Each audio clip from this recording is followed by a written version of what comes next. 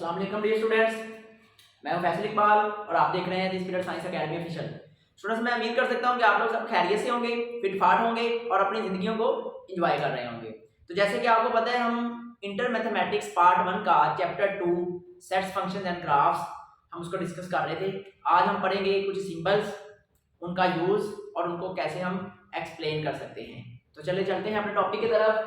Students, हम सबसे पहले पढ़ेंगे निगेशन। निगेशन का मतलब होता है नॉट या निगेशन ऑफ, यानी आपके पास कोई स्टेटमेंट है, आपने उस स्टेटमेंट को नफी कर देना है। यानी अगर आपकी स्टेटमेंट ट्रू है, आप उन्हें उसको फॉल्स में कन्वर्ट कर देना, और अगर आपकी स्टेटमेंट फॉल्स है तो आपने इसको ट्रू में कन्वर्ट कर देना है। इसको निगेशन कहते हैं। तो चलिए देख लेते हैं। If P is any proposition, P अगर आपके पास कोई प्रोपोजिशन है, और हमने पढ़ा था प्रोपोजिशन क्या होती है। प्रोपोजिशन या ट्रू होती है या फॉल्स होती है, इसके अलावा कुछ नहीं होती। ठीक है, दोनों नहीं होंगी। तो अब P is any proposition, its negation is denoted by negation of P या not P। तो P एक स्टेटमेंट है या प्रोपोजिशन है, इस P का हम जब निगेट करेंगे, निगेशन करेंगे, नॉट करेंगे, तो उसको कैसे लिख देंगे, नॉट P या negation of P।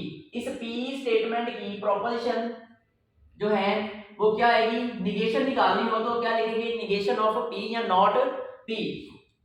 Read as not P या निगेशन ऑफ P हम कह सकते हैं। और इफ P इज ट्रू, अगर P ट्रू है तो इसकी निगेशन क्या होगी, फॉल्स। अगर P फॉल्स है तो उसकी निगेशन क्या हो जाएगी, ट्रू हो जाएगी।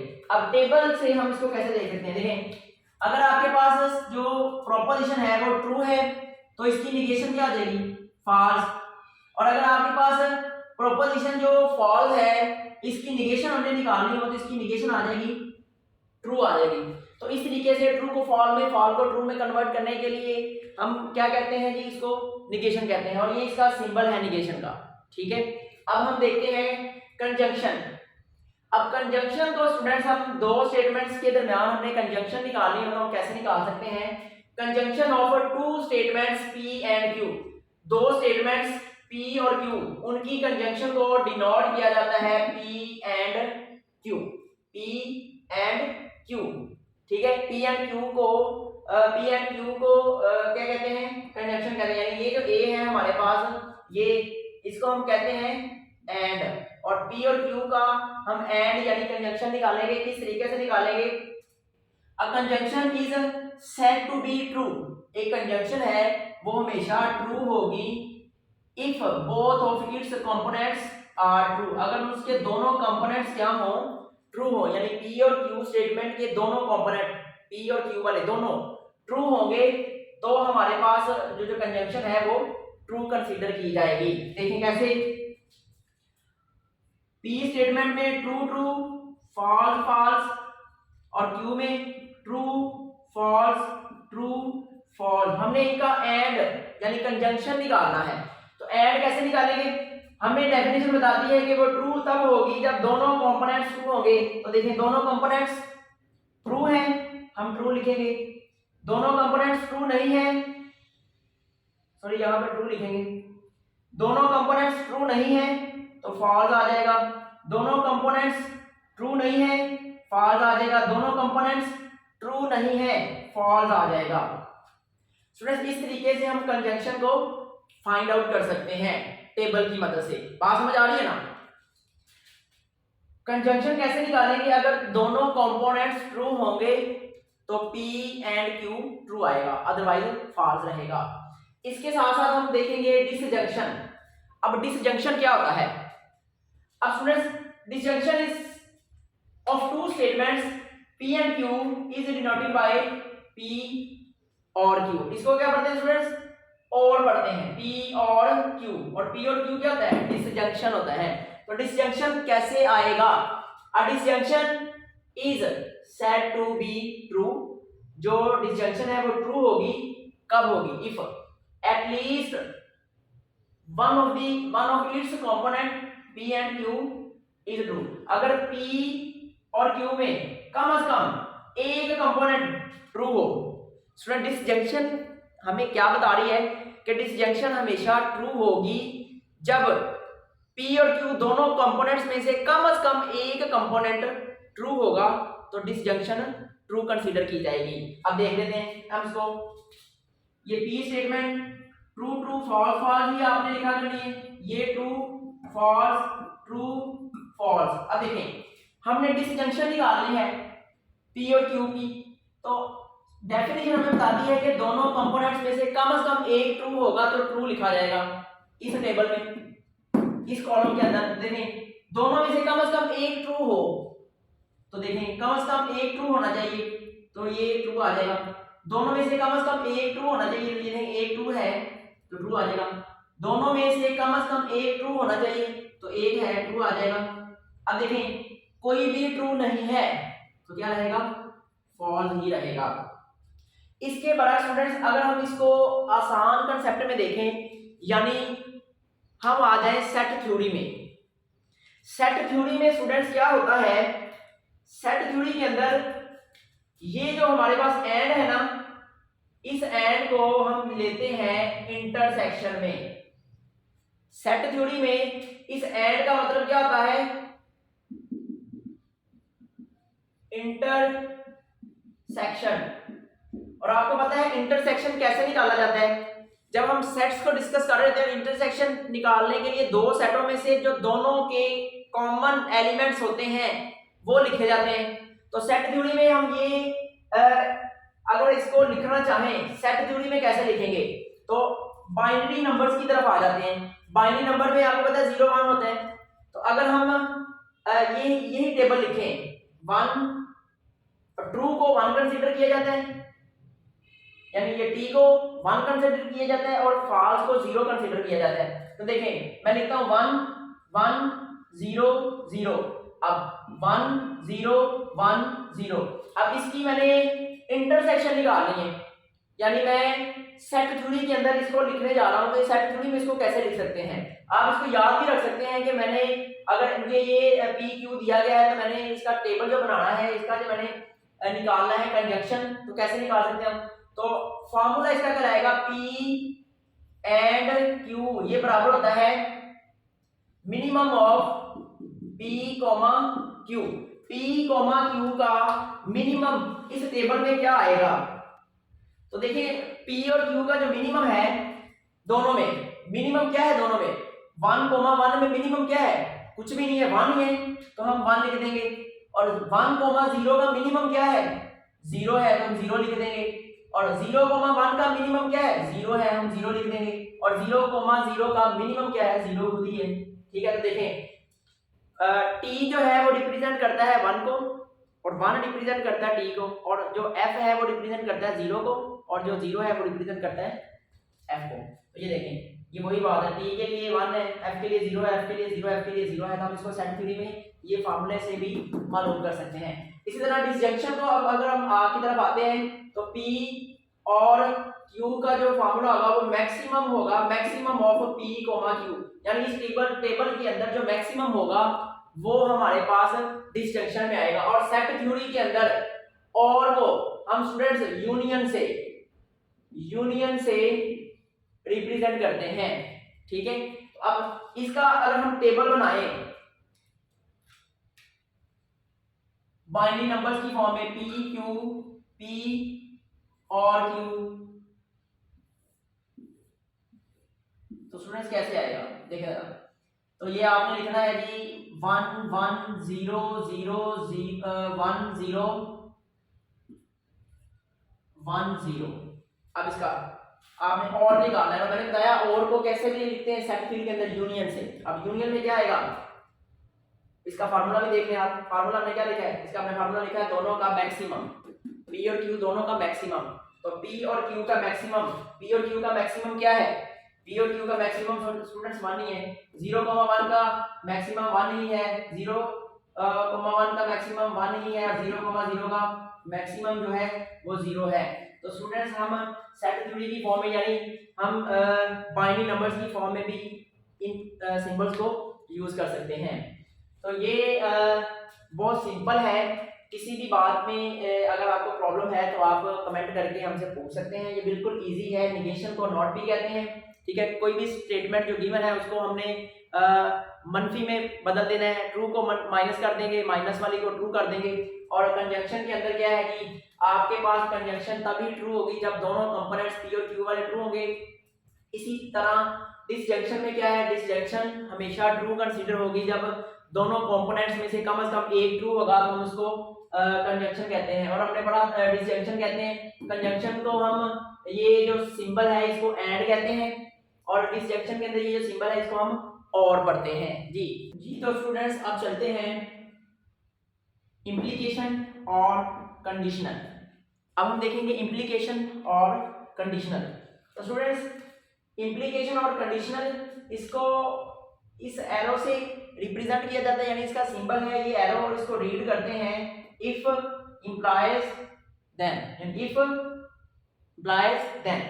अब देखें ये जो हमारे पास प्रोपोजिशन है, ये स्टेटमेंट है P इंप्लाइज Q, इसमें ये जो P है यानी पहला कंपोनेंट है उसको हाइपोथेसिस कहते हैं या हम कहते हैं एंटीसीडेंट।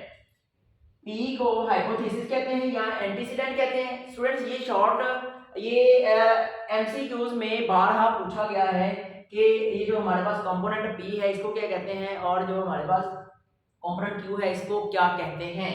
तो P को हाइपोथेसिस या एंटीसीडेंट बोलते हैं और ये जो Q है Q को कंक्लूजन या कॉन्सिक्वेंस कहते हैं।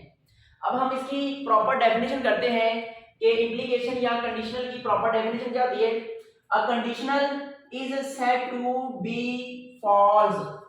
स्टूडेंट्स ये जो हमारे पास कंडीशनल है ये हमेशा फॉल्स होगी। कब होगी? Only when the antecedent is true, जब उसका एंटीसीडेंट ट्रू होगा और कॉन्सिक्वेंस फॉल्स होगा। यानी कि उसके कहने का मतलब है एंटीसीडेंट हमेशा क्या होना चाहिए? ट्रू होना चाहिए, और कॉन्सिक्वेंस जो उसका क्या है वो हमेशा फॉल्स होना चाहिए। फिर मिलेगा क्या? फिर हमें मिलेगा is said to be false, वो हमेशा फॉल्स मिलेगा। बात समझ आ गई ना? जब उसका हाइपोथेसिस या एंटीसीडेंट ट्रू हो और उसका कंक्लूजन फॉल्स हो तब फॉल्स आंसर आएगा, जबकि बाकी तमाम केसेस में इसका आंसर क्या मिलेगा हमें? वो ऑलवेज ट्रू ही मिलेगा। अब in all other cases it is said to be true, बाकी तमाम केसेस में इसको क्या कहेंगे? ट्रू कहेंगे। बात समझ लगी? मैं फिर से बता दूं, अगर एंटीसीडेंट ट्रू है कॉन्सिक्वेंट फॉल्स है, यानी ट्रू से मैप हुआ फॉल्स पे तो फॉल्स होगा, बाकी तमाम केसेस में ट्रू रहेगा। अब एग्जांपल से समझते हैं। If A lives in Lahore, अगर ए है कोई भी है पर्सन वो लाहौर में रहता है, देन फिर ही लिव्स इन पाकिस्तान, इसका मतलब पाकिस्तान में रहेगा। अब ये स्टेटमेंट सही है कि नहीं? ट्रू से फॉल्स पे जाएंगे तो ट्रू आंसर आना है, बाकी में ट्रू ही आना है। अब देखें ए लिव्स इन लाहौर, लाहौर में रहता है और लाहौर में रहता है तो इसका मतलब है ही लिव्स इन पाकिस्तान, तो वो पाकिस्तान में रहता है। और पाकिस्तान कहाँ पे है? पाकिस्तान लाहौर में नहीं है। इसका मतलब ये स्टेटमेंट क्या है? ट्रू है। If A lives in Lahore, अगर ए लाहौर में रहता है then he does not live in Pakistan, तो वो पाकिस्तान में नहीं रहता। तो ये तो सरासर ही गलत बयानी है।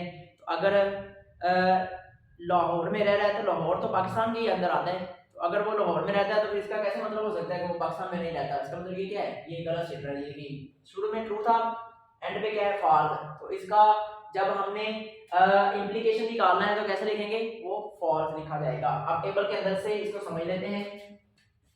तो देखें antecedent true, consequent false, then answer is false, otherwise true. देखें एंटीसीडेंट ट्रू, ट्रू से फॉल्स पे जाएंगे तो ही फॉल्स मिलेगा। अब ट्रू से फॉल्स पे नहीं है तो ट्रू ही है, ट्रू से फॉल्स नहीं है तो ट्रू ही है, ट्रू से फॉल्स नहीं है तो ट्रू ही है। ठीक है। टी से एफ की तरफ जाएंगे तो ही आपको फॉल्स मिलना है, बाकी आपने ट्रू ही लिखना है। यानी देखिए नॉट में ट्रू से जाएंगे फॉल्स की तरफ तो ट्रू ही फॉल्स ही आंसर आना है, बाकी में क्या आना है? रिमेनिंग में ट्रू आएगा। अब इसके बाद स्टूडेंट्स आता है बाई कंडीशनल और इक्विवेलेंस। और बाई कंडीशनल और इक्विवेलेंस को बाई को कहते हैं टू तरफ, या जैसे हमने यहाँ पे पढ़ा था ना हमने पढ़ा था कंडीशनल, उसमें एरो एक साइड पे ही था तो बाई में दोनों तरफ आ जाएगा एरो। तो इसको हम इस तरह लिखेंगे, P is equivalent to Q is true. ये जो P इक्विवेलेंट Q ये ट्रू ओनली होगा, तब ही ट्रू होगा व्हेन, अब कब बोथ P Q ट्रू और both P and Q false. यानी जब एरो हमारा दोनों अतराफ में होगा, दोनों तरफ एरो होगा, तो उसका आंसर क्या आएगा। अगर दोनों P और Q ट्रू है या दोनों P और Q फॉल्स है तो आपका आंसर ट्रू आएगा, बाकियों में फॉल्स आएगा। दोनों कंपोनेंट्स ट्रू और दोनों components false, then your answer is true, otherwise false. अब इसको देखते हैं, proposition P is equivalent to Q is shortly written as P implies Q and Q implies P। Students इसको हम कैसे लिखते हैं, P implies Q and Q implies P।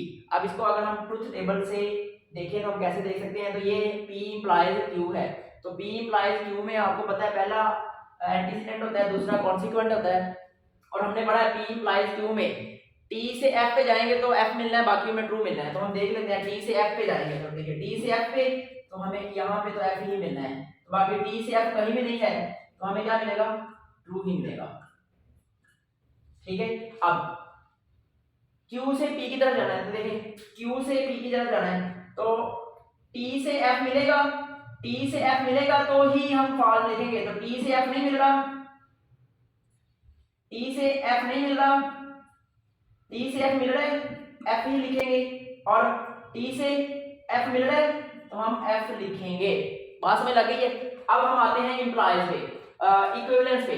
तो P is equivalent to Q का मतलब क्या था, हमने पढ़ा था दोनों P Q स्टेटमेंट्स ट्रू और फॉल्स होगी तो ट्रू आएगा। तो देखें दोनों ट्रू है, ट्रू आएगा, दोनों ट्रू नहीं है, दोनों ट्रू नहीं है, दोनों ट्रू नहीं है, तो ये स्टूडेंट्स हमारा टेबल बन जाएगा।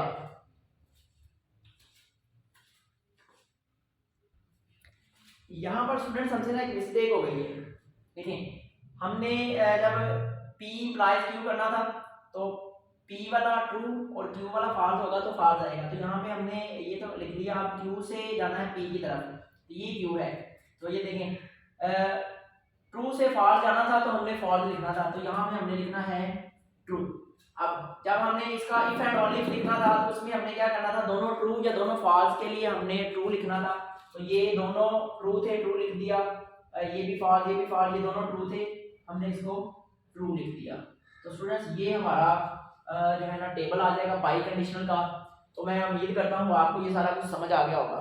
अब हम ना इसकी एक एग्जांपल देखेंगे इन सिंबल्स के साथ, एग्जांपल देखेंगे ताकि ये हमें सारा अच्छे तरीके से समझ आ जाए। एग्जांपल दी हो तो हमें सॉल्व करना आएगा भी टेबल को कि नहीं आएगा, तो उसके लिए हम एक एग्जांपल देखते हैं। फ्रेंड्स ये हमारे पास एक हमने एक टेबल कंस्ट्रक्ट करना है, ये हमें स्टेटमेंट दी गई है।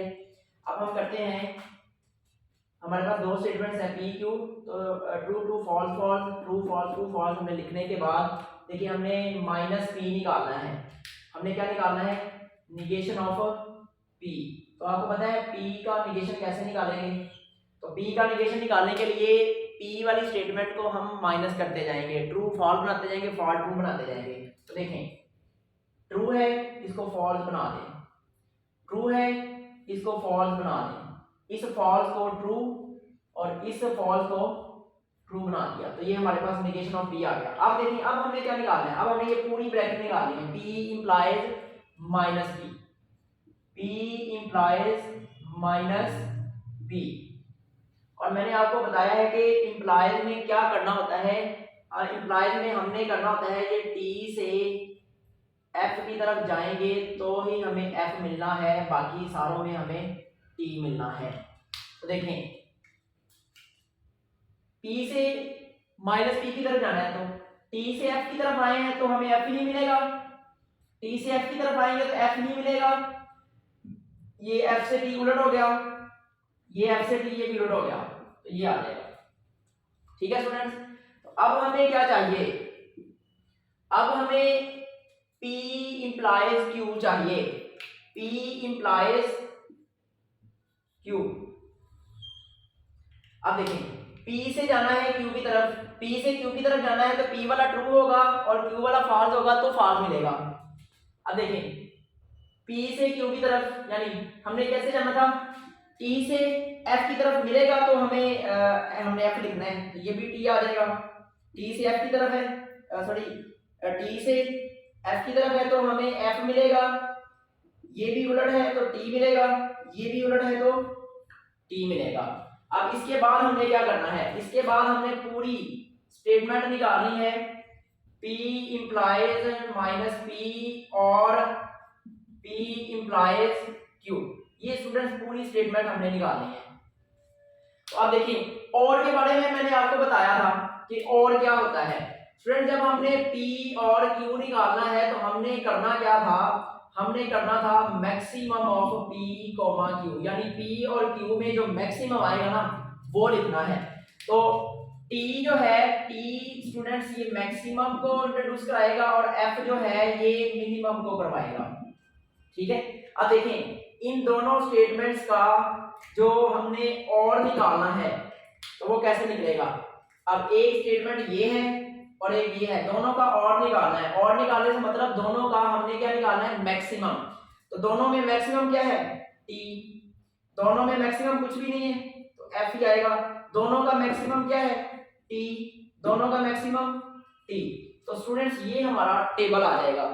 तो इसी तरह के सवाल आ रहे हैं तो हम एक और इसी स्टेटमेंट का क्वेश्चन देख लेते हैं। क्वेश्चन नंबर 2 देखते हैं, उसमें हमने P and minus P implies Q मालूम करना है।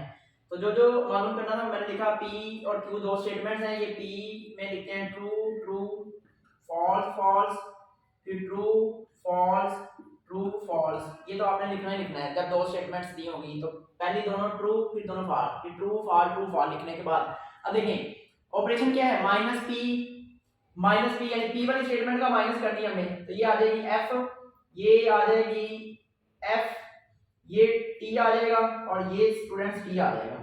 अब इसके बाद हमने क्या निकालना है, P एंड माइनस P। और हमने एंड में मैंने आपको बताया था जब एंड होता है तो इस स्टेटमेंट का एंड कैसे निकालते हैं मिनिमम ऑफ P, Q।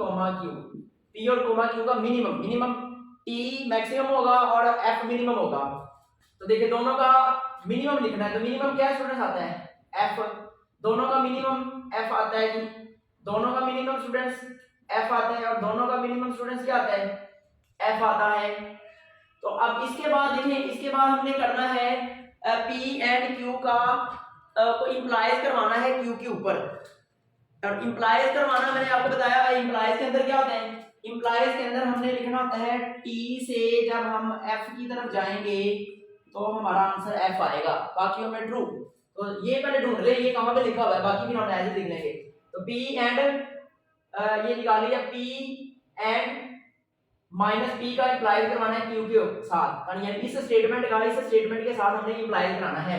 तो हमने T से F की तरफ चलना है, तो T से F नहीं है, T से F नहीं है, T से F नहीं है, T से F नहीं है। तो स्टूडेंट्स ये हमारा आंसर होगा इस क्वेश्चन नंबर 2 का। तो इसी तरह 1 बाय 1 आपने सारे क्वेश्चन डिस्कस करते जाने। तो मैं उम्मीद करता हूँ ये सारा कुछ आपको समझ आ चुका होगा। तो इस तरह के नए लेक्चर में फिर हम आपसे मुलाकात करेंगे, तब तक के लिए अल्लाह हाफिज।